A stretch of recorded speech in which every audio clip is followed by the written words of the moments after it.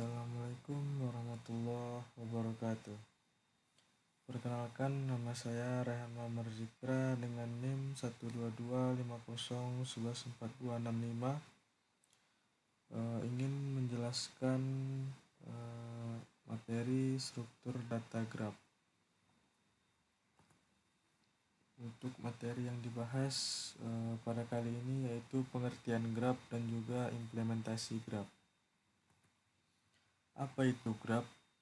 Graf merupakan struktur data yang terdiri dari simpul-simpul atau node dan sisi-sisi atau juga disebut edge yang menghubungkan antara simpul-simpul tersebut.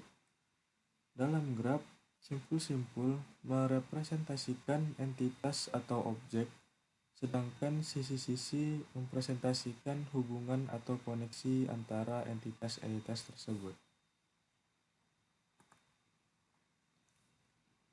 Graf juga digunakan untuk merepresentasikan berbagai jenis hubungan atau jaringan di berbagai bidang, termasuk ilmu komputer, matematika, sains sosial, transportasi, dan lainnya.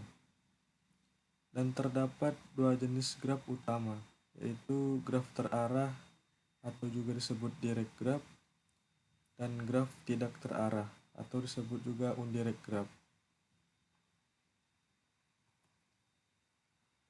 Yang pertama itu indirect graph.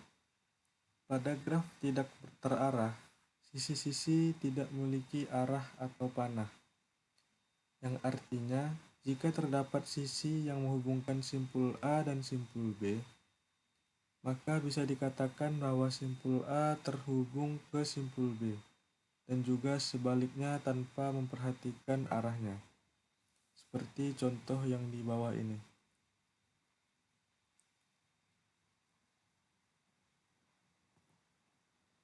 Lalu yang selanjutnya adalah direct graph.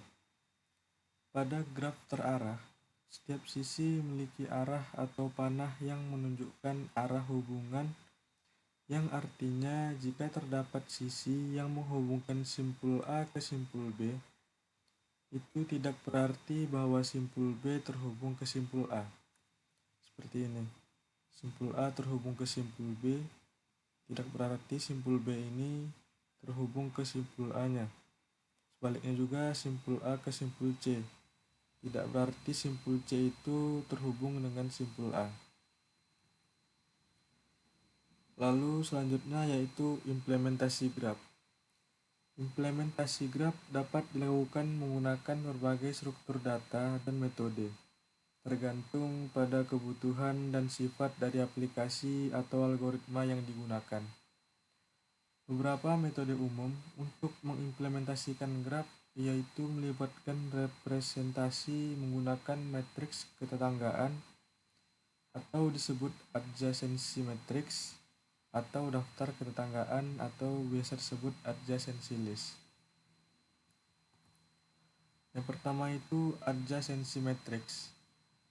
Adjacency matrix yaitu matriks n kali n, di mana n adalah jumlah simpul yang diisi dengan nilai 1 jika terdapat sisi yang menghubungkan dua simpul, dan 0 jika tidak ada sisi yang menghubungkan antara dua simpul tersebut.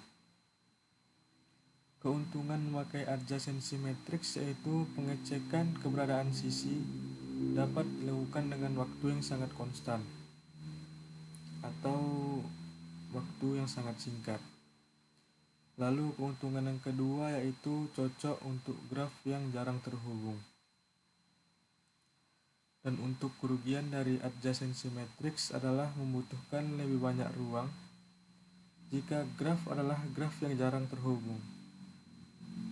Dan yang kedua kerugiannya yaitu operasi penambahan atau penghapusan simpul cenderung lebih mahal.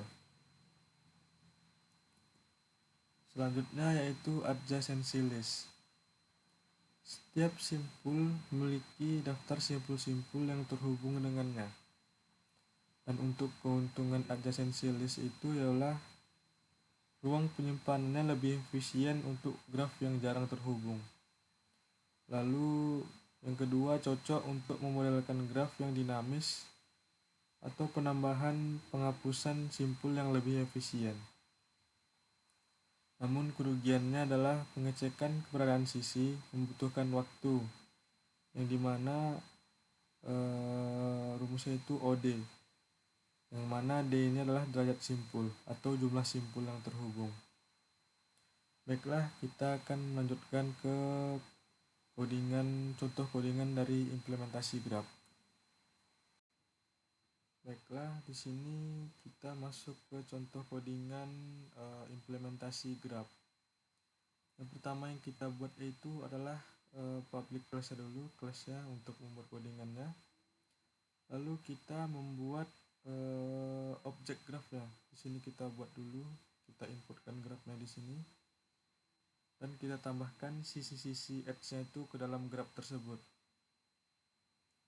Nah, lalu baru kita cetak grafnya di sini. Untuk selanjutnya yaitu ini adalah kelas untuk merepresentasikan grafnya tersebut. Lalu yang di bawahnya ini adalah konstruktor untuk inisialisasi grafnya tersebut. Lalu public void add edge ini adalah metode untuk menambahkan sisi antara dua simpulnya itu, implementasi graf yang tadi. Yang pertama ini adalah menambahkan vertex ke daftar tetangga vertex 2 ke tetangga vertex 1. Lalu yang ini menambahkan vertex 1 ke daftar vertex 2. Baru kita cetak grafnya di sini lagi. Jadi contohnya seperti ini.